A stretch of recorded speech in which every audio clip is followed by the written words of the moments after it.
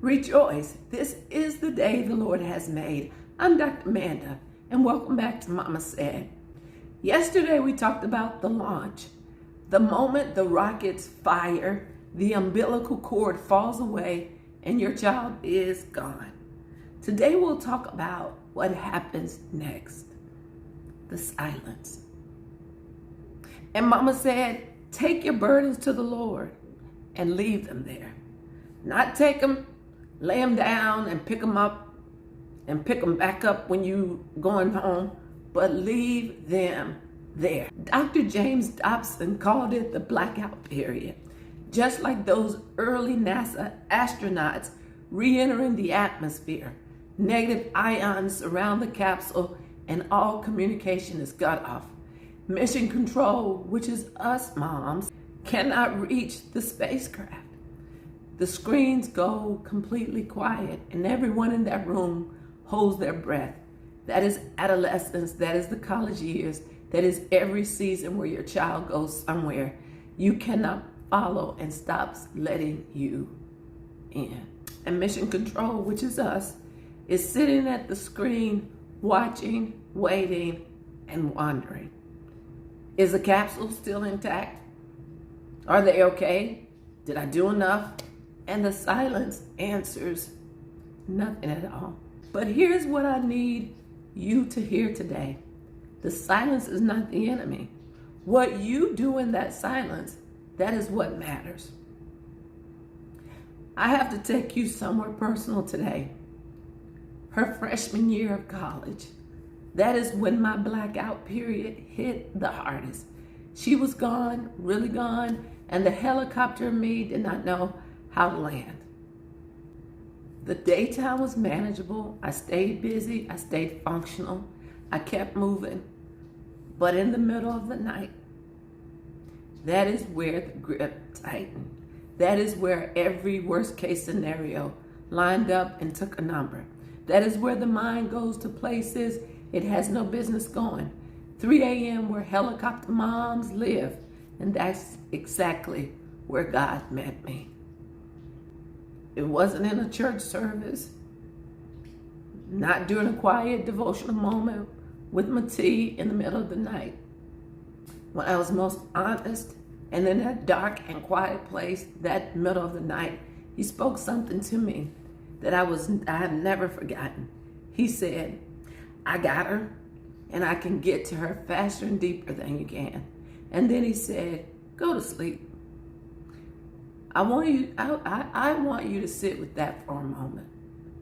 I got her. I see her. Not from a distance, not checking in occasionally. He sees her completely, intimately, continuously.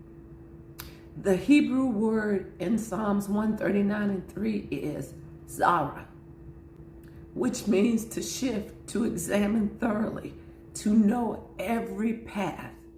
God was not watching my daughter from a distance. He was in it with her. In every dorm room conversation, in every moment of doubt, in every decision, already there before she even arrived.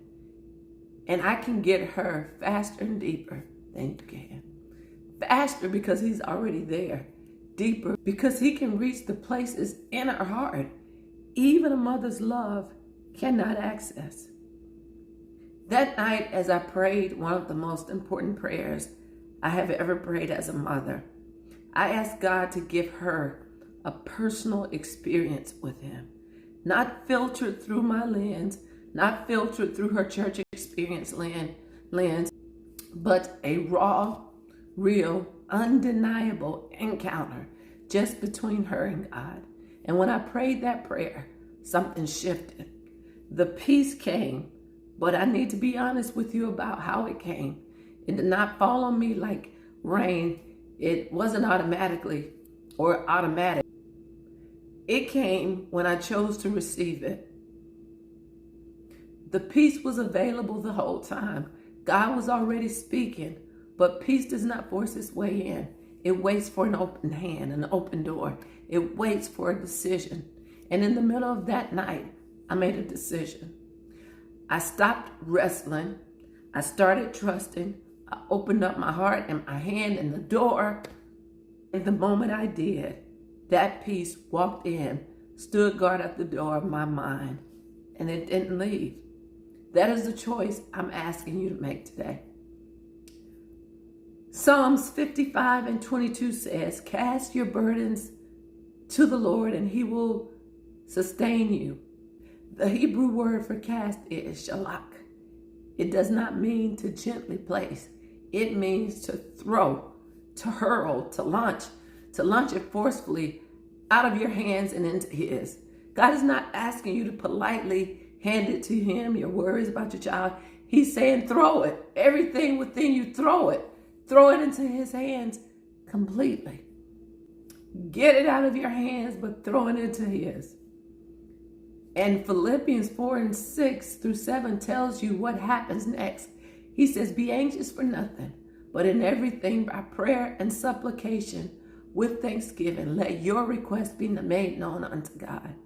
And the peace of God that passes all understanding will guard your hearts in Christ Jesus.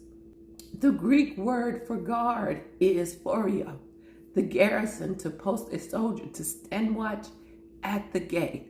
So here's the sequence. You throw it, SHALAK. He guards it, phorio.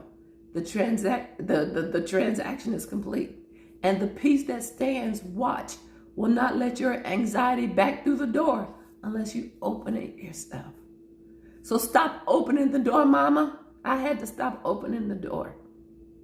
And Corrie ten Boom, she was a woman who survived the horrors of a Nazi concentration camp and still chose to surrender. And this is what she said. She said, don't wrestle, just nestle. She did not say that from a very comfortable place in her life. She said it from the deepest, darkest imaginable place. And she chose to nestle into God anyway. One of my favorite prayer books of all times is E.M. Bounds. He's one of the greatest prayer warriors in Christian history.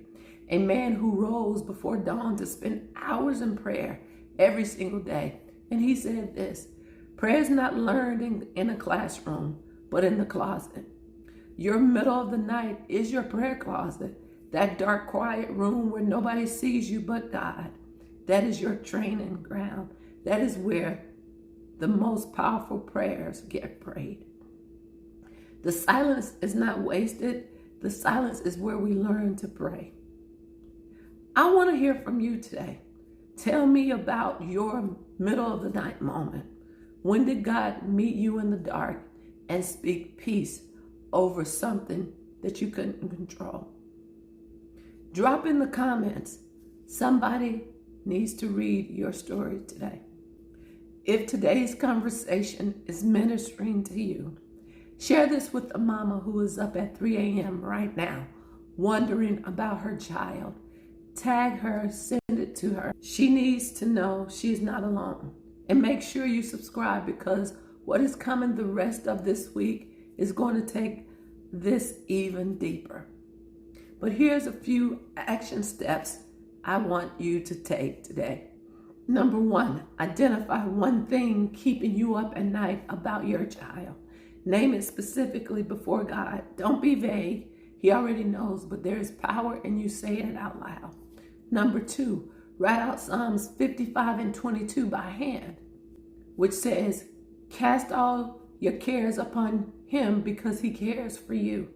The act of writing it makes it a declaration, not just a reading.